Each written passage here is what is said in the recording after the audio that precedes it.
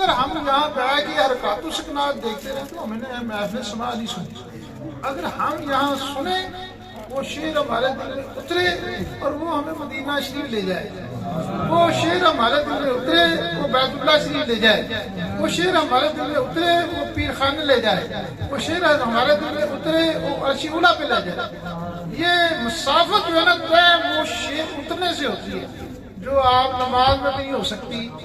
وہ کہتے ہیں کہ یار یہ کیسے آدمی کہ نماز کا انکار کر سکتے ہیں. نہیں نماز ایک دین کا جو ہے نا وہ مین رکن ہے. اس کو چھوڑ دیں گے کفر ہو جائے گا. میں اپنے زمان کو چھوڑ دیں گے کفر نہیں ہونے والا. لیکن جو راستہ ہے نا اس کے اندر جو سواری ہے نا وہ محفل سوا ہے. سواری ہے. سواری کے بغیر آپ نا وہ سفر جتنی آپ کے پاس اچھی سواری ہوگی اتنا اچھا آپ سفر طے کریں. یہ سفر طے کرنے کے لیے ہے.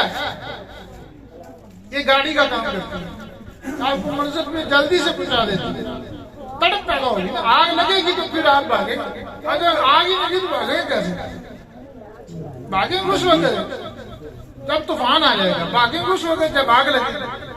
بھاگیں گے اس وقت جب پیاس لگے گی. حضرت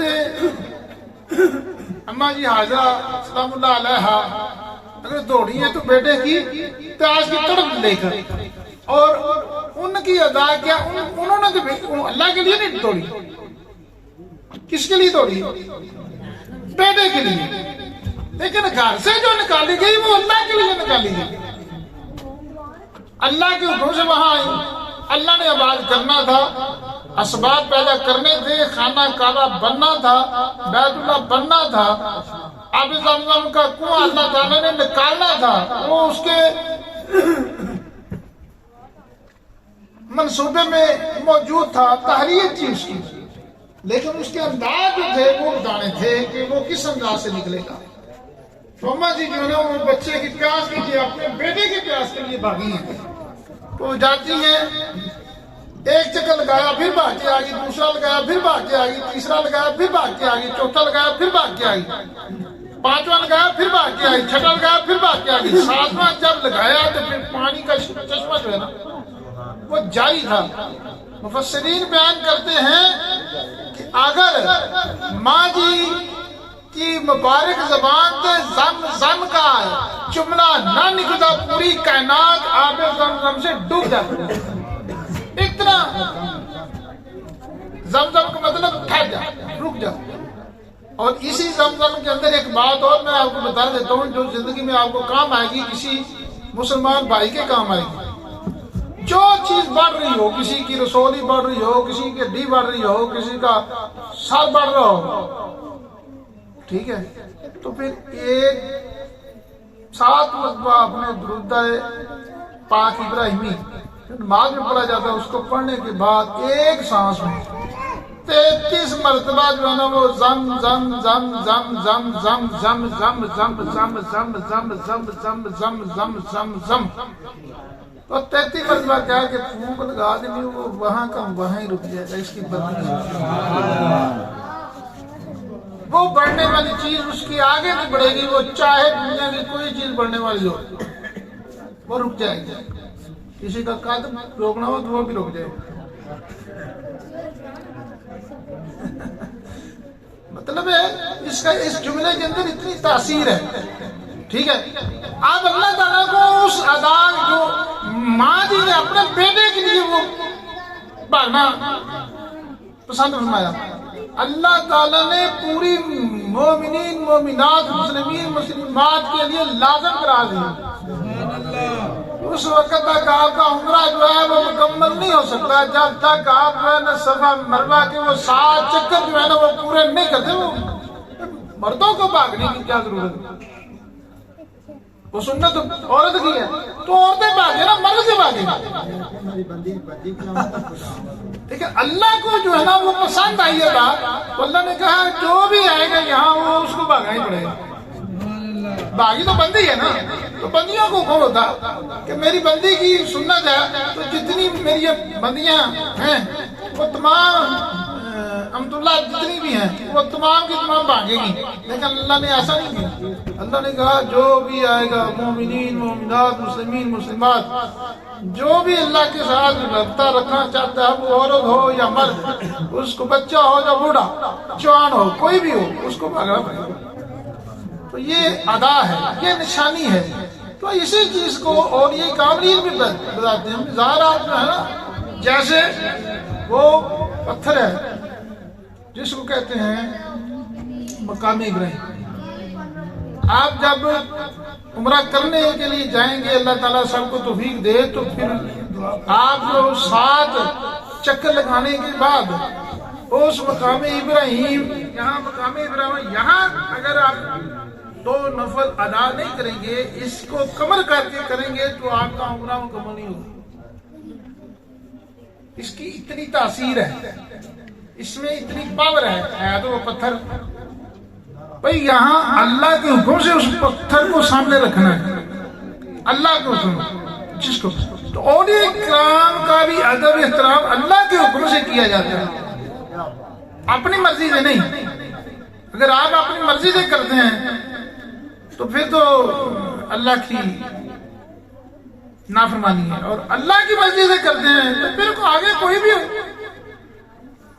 اللہ نے فرشتوں کو حکم دیا ہے نا کہ آدم کو سجدہ کریں، تو فرشتوں نے تو انکار نہیں کیا، انہوں نے کہا ٹھیک ہے، آپ نے کہہ دیا، ہم نے تو آپ کو کرتے تھے، آپ نے کہا اس کو کریں، ہم اس کو کر لیتے ہیں، ٹھیک ہے۔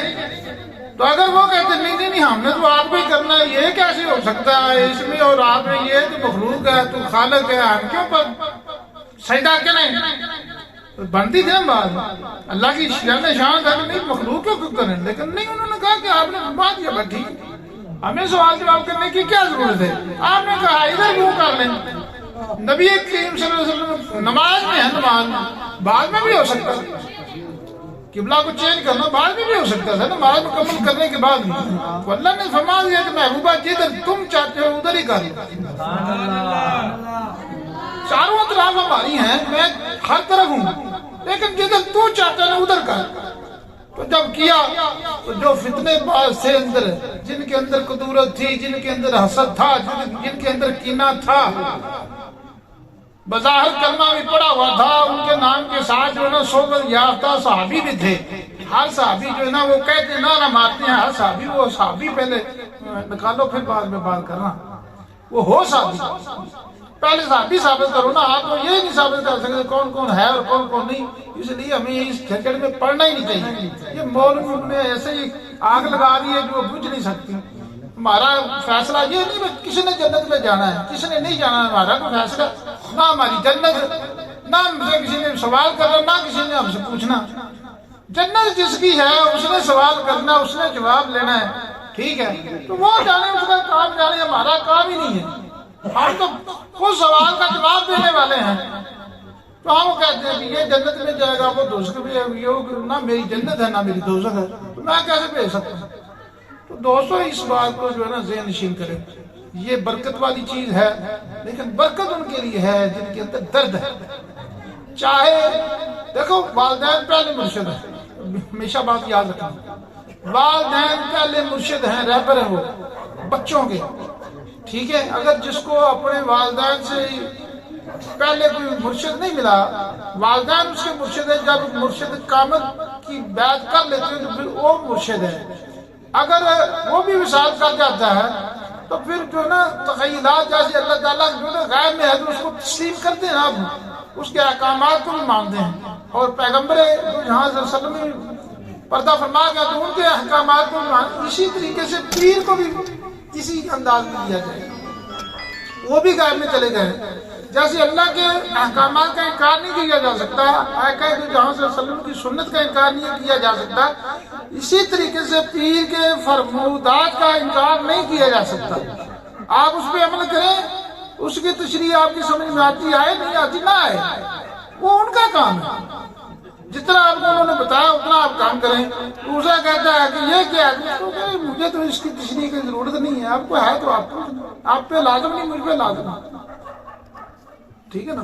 تو اس چیز کو جو نا ہمیشہ بات یاد رکھیں، اور یہی ہمارا طریقہ کار ہے کہ قرآن کریم کی پہلے تلاوت کی جائے، اور جب محفل سماع کا اختتام ہو اور اس کے بعد بھی قرآن کریم کی تلاوت کی جائے، جیسا کہ علماء کاملین بیان کرتے ہیں کہ درود و سلام پہلے بھی پڑھا جائے اور جو عمل پڑھا گیا اس کے بعد بھی پڑھا جائے، تو جو درمیان میں دعا کی جائے یا دو درمیان میں عمل پڑھا جائے وہ مقبول ہو جاتا ہے، کیونکہ درود و سلام جو ہے وہ مقبول چیز ہے، اس کو رد نہیں کیا جا سکتا، کسی بھی صورت میں رد نہیں کیا جا سکتا، وہ اللہ تعالیٰ کا فرمان ہے، اللہ تعالیٰ خود بھیجتے ہیں، اللہ کے فرشتے درود پڑھتے ہیں، اور مومنین مومنات مسلمین مسلمات پر بھی یہ لازم ہے۔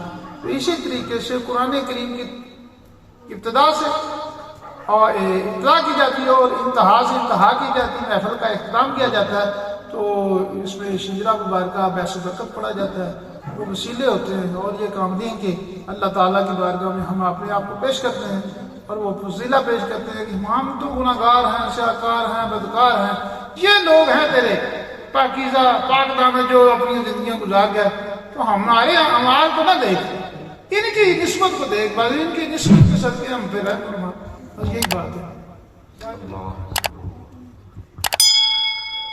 أعوذ بالله